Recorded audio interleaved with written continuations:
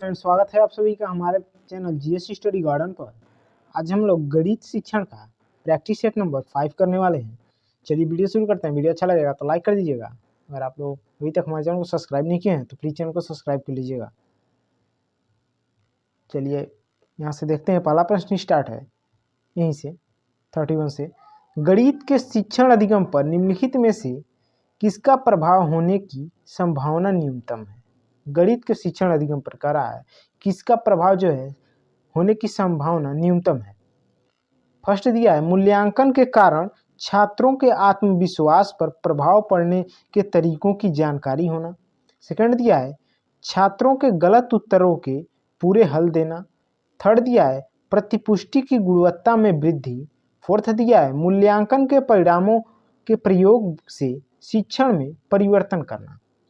तो देखिए कह रहा है कि प्रभाव होने की संभावना सबसे कम रहेगा गणित शिक्षण में, तो इसका राइट आंसर हो जाएगा ऑप्शन सेकंड, छात्रों के गलत उत्तरों के पूरे हल देना।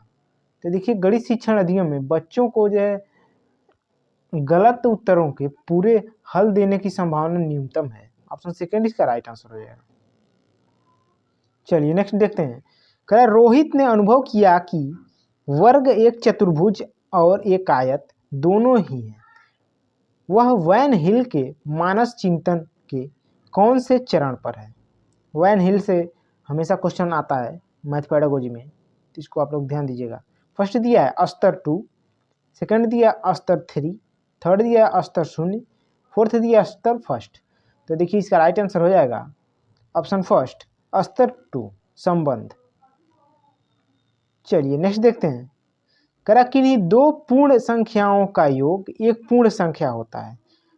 पूर्ण संख्याओं के इस गुण को इस प्रकार उल्लेखित किया जाता है। फर्स्ट दिया गया है साहचर्य गुण, सेकंड दिया है वितरण गुण, थर्ड दिया संवरक गुण, फोर्थ दिया क्रम विनिमय गुण। तो इसका राइट आंसर हो जाएगा ऑप्शन थर्ड संवरक गुण। चलिए नेक्स्ट देखते हैं। करा गणित के शिक्षण अधिगम के विषय में निम्नलिखित में से कौन सा कथन सत्य नहीं है? कौन सा कथन सत्य नहीं है गणित शिक्षण के विषय में? फर्स्ट दिया है नमूनों के अवलोकन और सामान्यीकरण से प्राथमिक कक्षा के विद्यार्थियों में गणितीय ज्ञान का सृजन किया जा सकता है। सेकंड दिया है गणितीय ज्ञान के सृजन में तर्क और वार्ता की एक महत्वपूर्ण भूमिका है। थर्ड दिया है गणितीय अधिगम एक सामाजिक प्रक्रिया है जिसमें संवाद सम्मिलित है। फोर्थ दिया है गणितीय ज्ञान की संरचना में संस्कृति और संदर्भों की कोई भूमिका नहीं है। तो इसका राइट आंसर हो जाएगा ऑप्शन सेकेंड गणितीय ज्ञान के सृजन में तर्क और वार्ता की एक महत्वपूर्ण भूमिका है।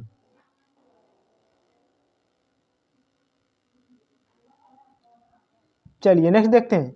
प्राथमिक स्तर पर संख्याओं को पढ़ने के लिए निम्नलिखित में से कौन से कथन सत्य हैं?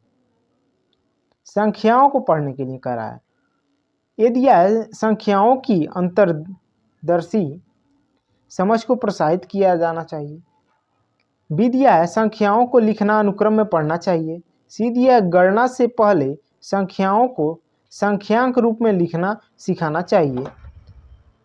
डी का रहा संख्याओं में अनुक्रम असंगति को प्रोत्साहित करना चाहिए। तो देखिए इसमें से जो सत्य कथन हो जाएगा ए और डी, अर्थात ऑप्शन फर्स्ट इसका राइट आंसर हो जाएगा।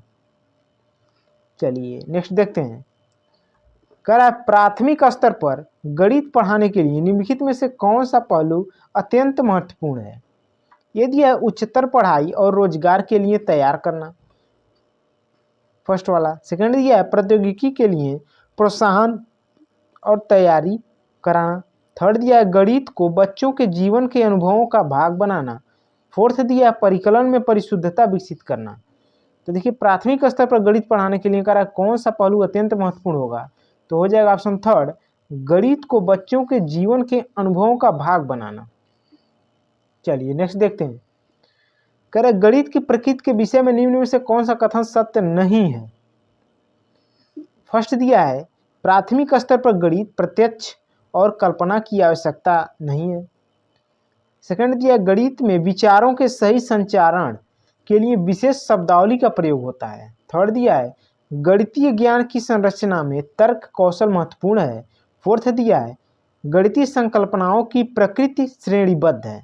तो इसमें से कथन जो सत्य नहीं है हो जाएगा गणितीय ज्ञान की संकल्पना में तर्क कौशल महत्वपूर्ण है। ऑप्शन देखिए थर्ड इसका राइट आंसर हो जाएगा। चलिए नेक्स्ट देखते हैं। करा निम्नलिखित क्रियाकलापों में से किससे विद्यार्थियों में त्रिविमी विवेचन द्विक स्थान की समझ विकसित होने की सर्वाधिक संभावना है। यहाँ त्रिविमी रहेगा। ये दिया है चौपड़ आकृतियों को पहचानना। सेकंड दिया है आंकड़ों को निरूपित करने के लिए दंड आलेख खींचना। थर्ड दिया है एक संख्या चार्ट में नमूने को पहचानना। फोर्थ दिया है सुडोकू पहेली को हल करना। तो देखिए त्रिविमी विवेचन की समझ विकसित करने के लिए छात्रों को जो है आंकड़ों को निरूपित करने के लिए दंड आरेख खींचना, ये सेकंड नहीं होगा। थर्ड कराए एक संख्या चार्ट में नमूने को पहचानना, थर्ड भी नहीं होगा। फोर्थ करा सुडोकू पहेली को हल करना, फोर्थ भी नहीं होगा। इसका राइट आंसर हो जाएगा ऑप्शन फर्स्ट चौपड़ आकृतियों को पहचानना। चलिए नेक्स्ट देखते हैं। बच्चों को भिन्न की संकल्पना पढ़ाने के लिए निम्नलिखित में से क्या अत्यंत उपयुक्त है।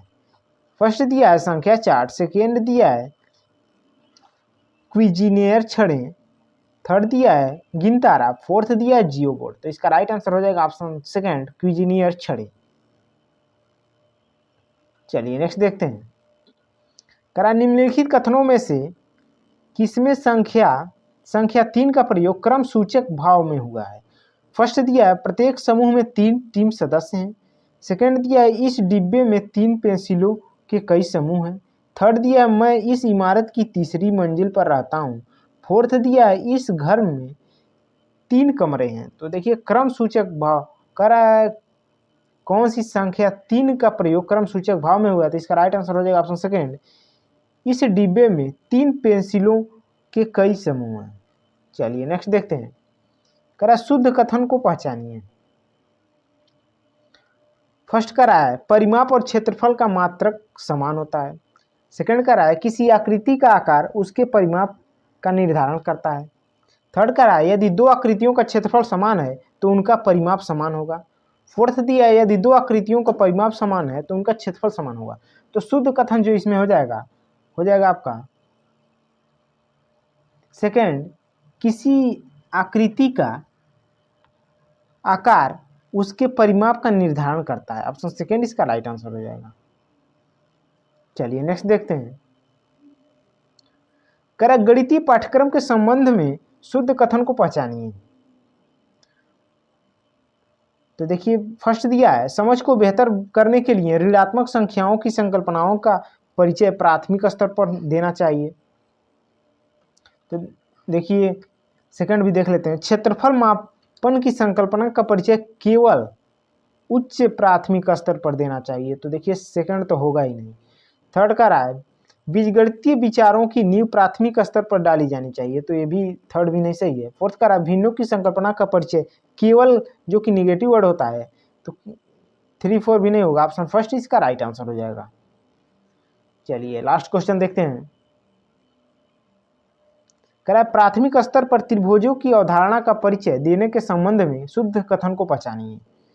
फर्स्ट कह रहा है बच्चों को समझ विभिन्न प्रकारों के त्रिभुज प्रस्तुत किए जाने चाहिए। पर देखिए बच्चों के समझ लिखा है मिसप्रिंट है। बच्चों के समक्ष जो है विभिन्न प्रकारों के त्रिभुज प्रस्तुत किए जाने चाहिए परंतु अन्य आकृतियों से दूर रखना चाहिए।